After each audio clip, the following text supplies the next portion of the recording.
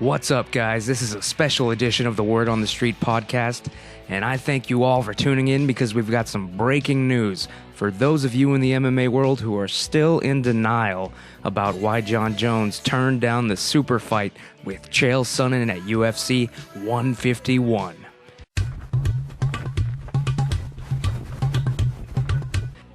The breaking news is that Jonathan Dwight Jones, aka Johnny Bones Jones, is a lying yellow coward and a puppet for his corporate sponsors and managers. For all his talent and skills as a fighter, this poor guy can't even make a move in the MMA world without making at least 10 phone calls first. He can't even form a sentence unless it's scripted by his PR people at this point. And if that's truly the case, like I'm hearing, they keep fucking it up for Jon Jones like it was some kind of sick joke almost. I love it. Look at this corporate shill reading crap off the page. Little did he know that Chael Sonnen was going to make him eat his words a few weeks later. Check it out. Couldn't pass up. Absolutely. I remember my UFC debut. They gave me a call in about a week and a half notice. And when the UFC calls, you just don't say no. Every opportunity is a gigantic opportunity. So hats off to Chris Weidman for taking this fight in great notice. Short notice. What I understood, he was in great shape and ready to go. So let's see how he reacts to this situation. All right, we will find out because it is getting closer to... If you're a fan of the Word on the Street podcast, you know that I don't usually talk shit about the fighters. I just report the rumors. There's a big difference.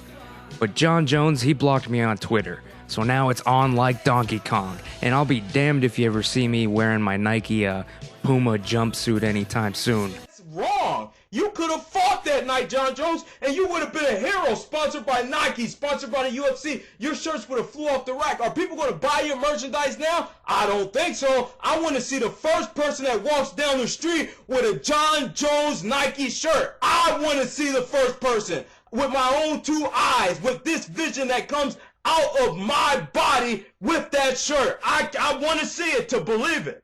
I want to see it to believe it.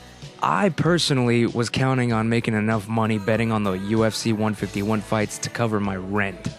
But now I'm fucked and on the ropes thanks to that piece of Nike clown shit. You fucked with my money, Johnny, and the streets don't forgive or forget. My advice to Jon Jones is this. Just stick to the damn script the UFC gives you, kid, okay? You should have just taken the fight against Sonnen and everybody would have gotten paid. The fans would have shit themselves and emptied their wallets to see the pay-per-view. But let's face it, the bottom line is that Jones has never fought a top-level opponent who's in their prime. And he was afraid he'd lose. I mean, and now nobody gets paid. The UFC, they lost millions of dollars. And Jon Jones looks like a coward. Jonathan, you would have been better off taking the damn fight with Chael. I mean, sure, you would have lost. But you would have gotten an immediate rematch, and you would have kept the fans' respect. Now, you've got to spend half your day blocking people on Twitter, man. Ah, Jesus, for the love of Danger Waffles and everything that is sacred and holy, this shit could have been all over by now, and the real light heavyweight champion, he would have been kicking back in Westland by now, just smoking that Oregon oregano, you know what I'm saying? If only that yellow Bones Jones hadn't cowered out of the fight. I mean, what did Chael have to do? He did all but offer to fight this guy with one hand tied behind his back.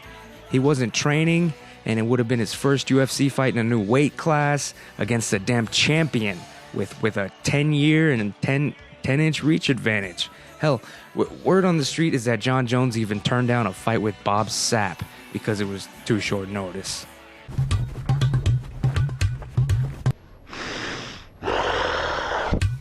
And of course, his coach wouldn't let him take the fight either. Greg Jackson, you fucking sport-killing weirdo, like Dana White said. You ain't getting away with this bullfuck either. I gotta say, Team Quest really won this fucking war at the end of the day. You don't see any pussy-ass point fighters coming out of their camp. But lately, all we've seen from Jackson's MMA is a bunch of runners. You had Clay Guida running scared, playing tag with Gray Maynard's badass. And now you've got Yellow Bones Jones running away before he even gets in the goddamn octagon. Jesus, get it together, Greg Jackson. But before you and people like you end up ruining MMA by making it look like pay-per-view boxing. All right. If Greg Jackson had his way, he'd probably change the UFC rules so that there were 10 rounds, 3 minutes each or some shit. You'd see all the fighters just dancing around doing backflips for 8 rounds before anyone ever threw a serious punch, just looking for those points. Point fighting. Fuck that. Nah, fuck that. And fuck Greg Jackson and the people of New Mexico for harboring that weirdo alien looking, that fucking elf-like piece of human shit. And one more thing, Jones. Enough with this crap about Chael Sonnen being racist against Brazilians. Everyone knows that Chael forgave the Brazilian people a long time ago and agreed to let them off the hook with a warning. It's all good now. Why would he let them off the hook like that if he were really racist against an entire country? And how the fuck is it even possible to be racist against a nationality? How does that happen? None of this makes any fucking sense, and the word on the street is that Jon Jones sounds drunk in most of his recent interviews.